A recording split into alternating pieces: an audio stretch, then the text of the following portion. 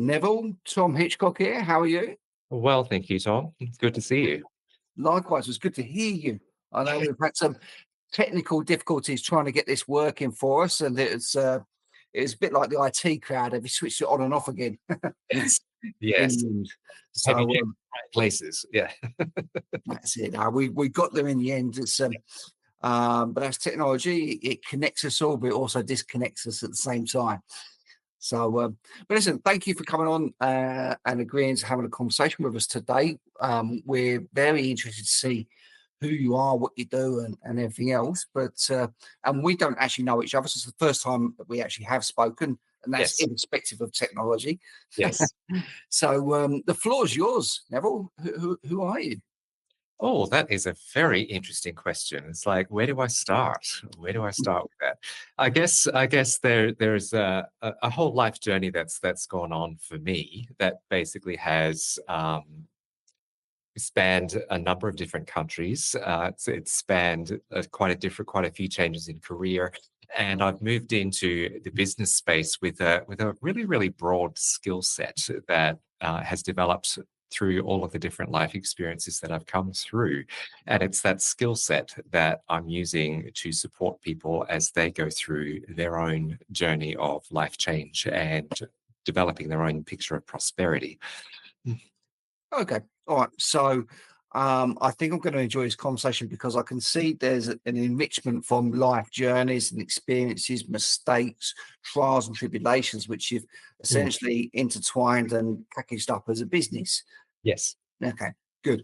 And your journeys, you've lived in different countries, you say? That's right. That's right. Yes. Yeah. Whereabouts? Oh, well, I was born in the US. My father is Australian. My mother is from the US. And so I was born in the US. We moved to Papua New Guinea because my parents had been involved in the mission field in Papua New Guinea. And they went back there for the second term when I was a child. I lived there until I was 9. And then we moved to Australia and finished all my schooling here in Australia and went to university, trained as a school teacher.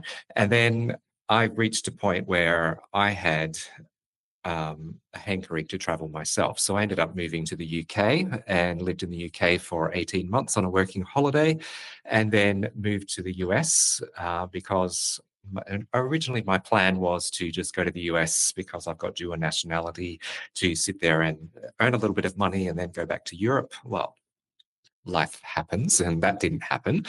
So I ended up being in the US for 7 years. And then at the end of that, I had a change of career and a hankering to go back to Australia. So I went back to Australia and did some postgraduate study and then ended up staying. I've been in Australia ever since. So I spent more of my life in Australia than anywhere else, though. Mm. Yeah, it's quite hard to pin down your accent on that basis. And if you told me you're American, I would never have picked that. No, and a lot of people don't. It was really funny because before I went to the UK, I had lots of people here in Australia saying that I sounded very British, which was really funny to me because I'd never been to the UK at all at that point. And so I thought I'll go to the UK and I'll blend in. Nobody will know. Little did I know that everybody in the UK seems to know all the different dialects that go on, and they were just like, "You're not one of them.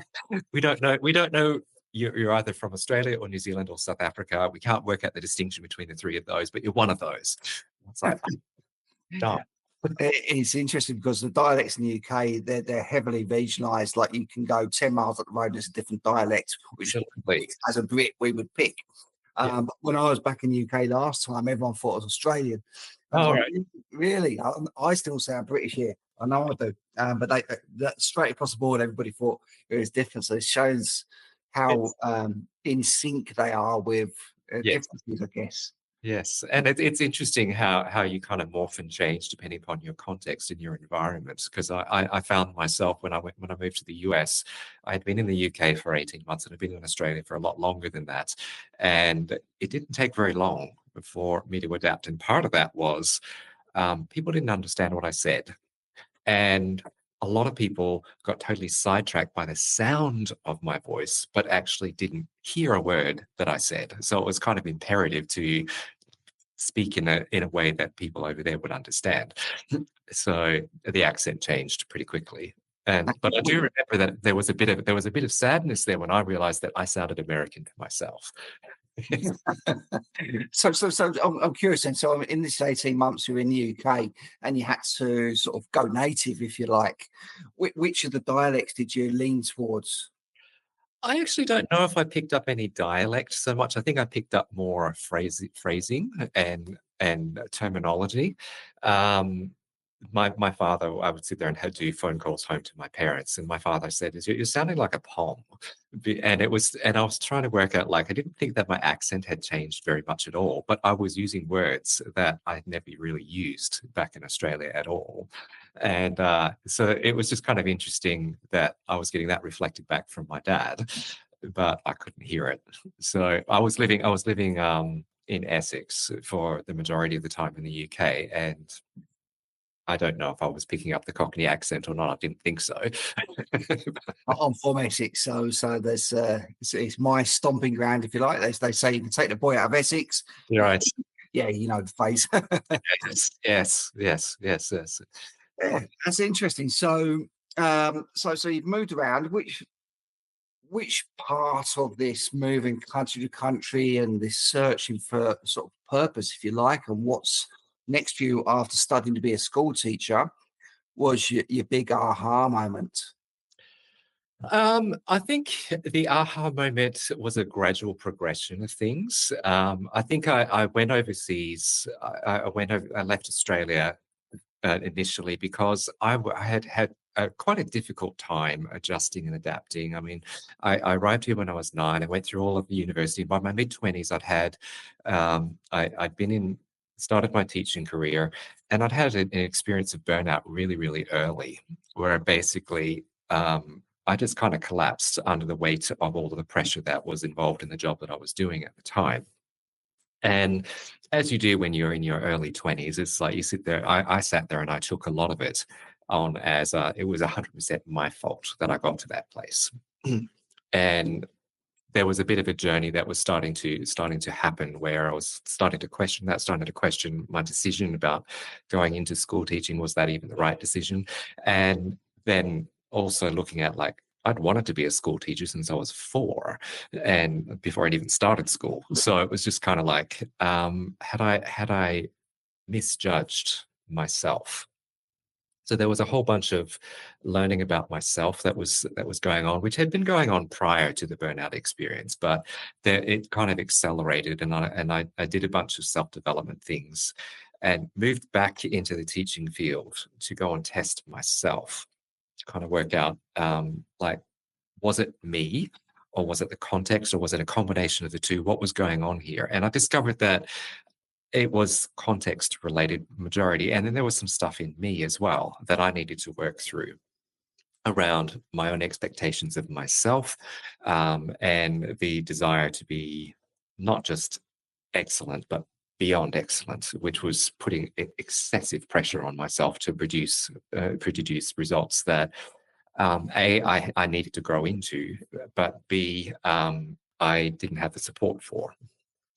So, yeah, so there was a journey there. I reached a point. My decision to go to the UK on the working holiday basically came because I'd reached a juncture in my life where I could have stayed in Australia and developed my career, or I had this opportunity to go and do a working holiday, and there was a time limit on that. I mean, I had to get into the UK before the age of 27. So it was just kind of like, well, if I'm going to do it, I'm going to need to do it soon because I'm running out of time. Um, and so I had this fork in the road that was like, okay, I can stay, or I can go and have this other experience. And I don't know what's the other experience is going to be, but it was going to utilize some of my skills. So I thought, okay, well, I wasn't ready to settle. So I moved to the UK, and it was by and large a really good experience for me. And then I got to the end of my visa thing, and I could have stayed. I faced another fork in the road where it was like, well, I could stay, I could go, I could do something else. I explored the possibility of moving to Europe to go and do some English teaching in Germany, and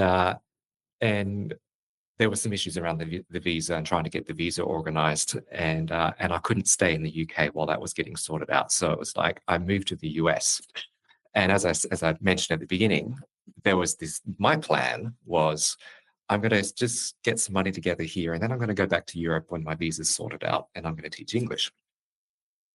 Well, I couldn't find a job that paid well enough. So I ended up sitting there with these menial jobs. My degree was not recognized. I couldn't work in the field that I was working in and be paid as a teacher. And there was a whole process that I needed to go through to get recognized in the US for that. And so I was basically just making ends meet, and that was all I was doing, which wasn't my plan. The first year was fine. It was like, okay, I'm getting adjusted, I'm getting adapted. I'm planning to move. The second year, it was like, I don't think I'm going to be able to move. And that changed everything for me. And it was just kind of like, I don't want to be here. I don't want to. I don't want to actually be in the US and get settled here. This was not my plan. And now I'm feeling stuck.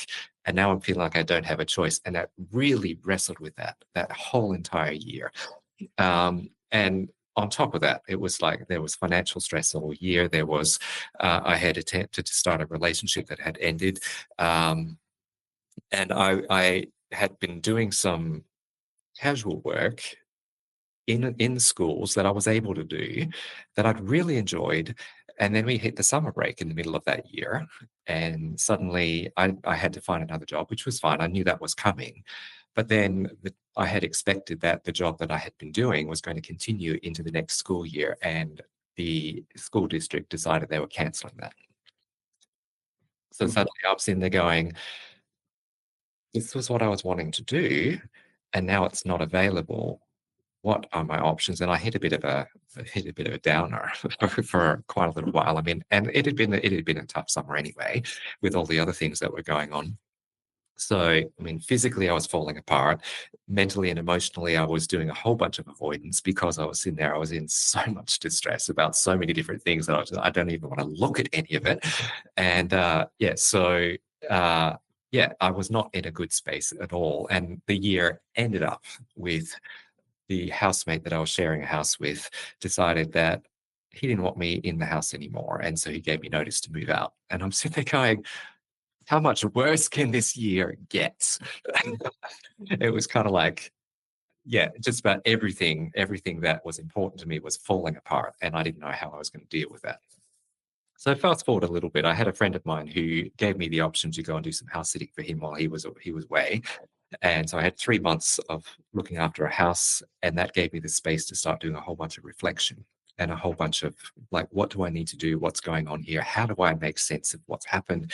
And what do I need to do to try and move on? And I realized I needed to stabilize the income. So I went and moved in a direction that I had done before when I'd had my burnout experience. I went and did some temp work to go and see what was out there and get myself known. And through that temp work, I ended up getting hired by an organization in a company that was not at all the company that I thought I was going to be working for, and didn't particularly like to be in that particular industry. It was a casino, it was a hospitality organization. I was in human resources, supporting their human resources. Started off in employee relations in an admin role. And I was in the employee relations there for ended up 3 years, and then another 2 years with the organization where I managed to move into the training role and utilize some of the skill set that I developed as a teacher in a business context. And that was really interesting. And then another fork in the road comes up. It's like I'm sitting there going, I'm not really satisfied with where I'm at. I feel like I've gone as far as I can go in this particular organization. I don't see myself staying in hospitality. I don't really know what I want to do. And I'd started to notice for a little while that I was starting to feel like it was ready to go. I was ready to go back to Australia, which was a space that I didn't think that I was ever going to get to. So it's like I'd left Australia feeling like, yeah, it's like, don't know, might stay overseas indefinitely, perhaps forever. And but my whole experience overseas had been, it's time to go back. It's time to go back and face some things. And I had looked at, in my burnout experience, the possibility of doing some counseling.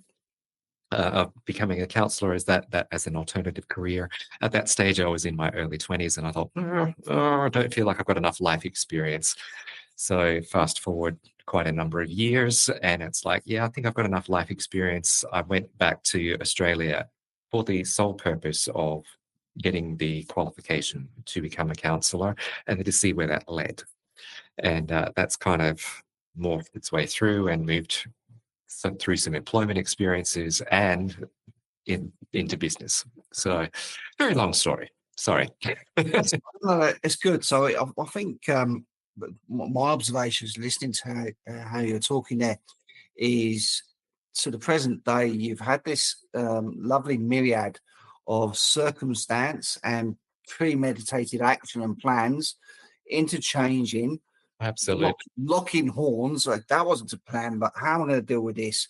Yep. And which it happens to everybody, don't get me wrong, but it's just how the structure of your story Yep. was. But also its effect on you at each point. Each time something unsurprisingly happened, or you're disappointed, or it's things that are outside your control, things that you hadn't planned for, it had a detrimental effect on you. You even had points where the planning you had, if it wasn't going the way you wanted it to, you started self-sabotage as well. So your whole mindset and everything is through that interchangeable story. Yep.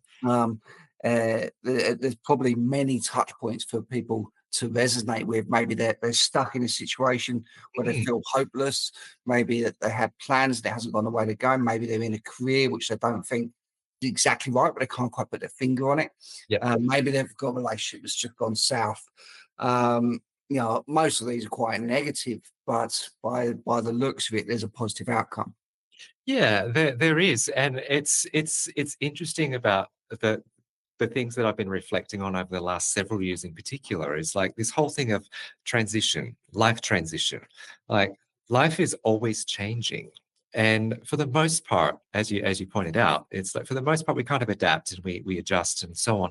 And yet there are certain key events that happen that completely throw your world.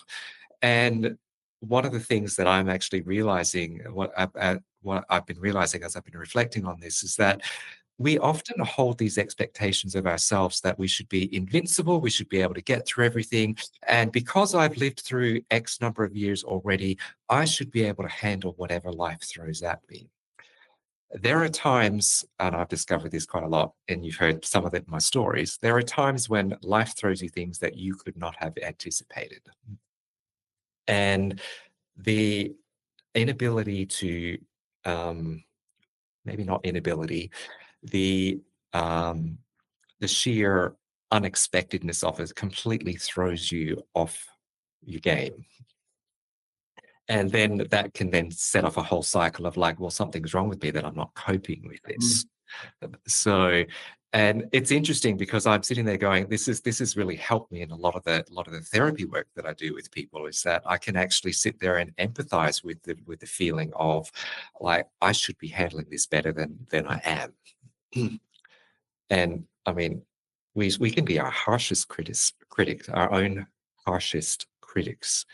Like we want to do things so well and to such a degree that we actually create increased pressure on ourselves to be something that we're actually not able to do in a particular moment.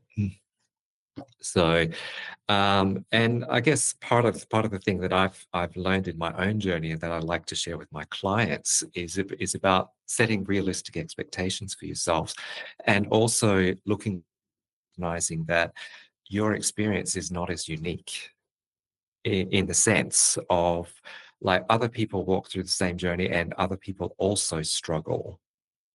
It's been amazing the number of times I've had to say to clients, it's like, you're dealing with this, you're dealing with this, you're dealing with this, you're dealing with this, you're dealing with this. Just one of those things is a huge deal. And look at how many of them you're coping with. It's no surprise that you are struggling right at this minute. It's not to say that you're going to stay there, but it's just like, let's get real here. This is big stuff that you're dealing with. And for you to sit there and say, you should be handling it and not be affected by it is really, really unrealistic. And it's adding to the burden of what it is that you're dealing with. Because now you're not just dealing with whatever it is that's going on outside of you. You're fighting yourself. Okay. So your business right now, something I like to talk about as well, is essentially transitional training, but it conjoins the counselling and the coaching as per your title there. Fair to say?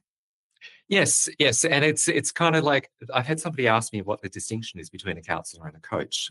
It's like that's an interesting question in itself. So the answer that I came up with that I'm still sticking to is that there's a continuum of the support that people need. At the therapy end of the scale, which is where a lot of counselors sit, it's where people are dealing with a problem and they need somebody who is going to not just help them to solve the external issues of that, but help them to understand why they're responding the way they do to this particular situation. And that can have past things related to it. It can be about patterns. It could be about a whole bunch of things. And so it's about changing the person's approach to the problem more than solving the actual issue. Coaching on the other end, to me, seems to be much more about here is your game plan about going forward. It's often not saying that counseling is not future focused. It can be very much so, but coaching is very much about your action plan. What are the steps that you're going to take to go and to go from here? Mhm. And that's I find with the work that I do, I'm flipping between the two of them because people are often sitting there going, I need to sit there and explore what's going on for me, but I also need to take action as well.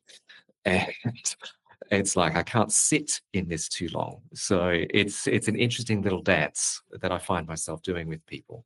I think alongside with your dance that you're doing, obviously a lot of this has come from, as you've alluded to, from the life experience, that journey. But I'll put a question to you as well. Do you think that the combination of counselling and coaching has has come about because this is something that you needed yourself back in the day? I think so. I think so. And for me, I think I had a lot of people who were very much about let's get you through let's coach you to get you to where you want to go. And I had plenty of people who were prepared to do that. I didn't have as many people that were able to sit with me with the discomfort and the distress that I was experiencing, particularly in that very, very difficult year.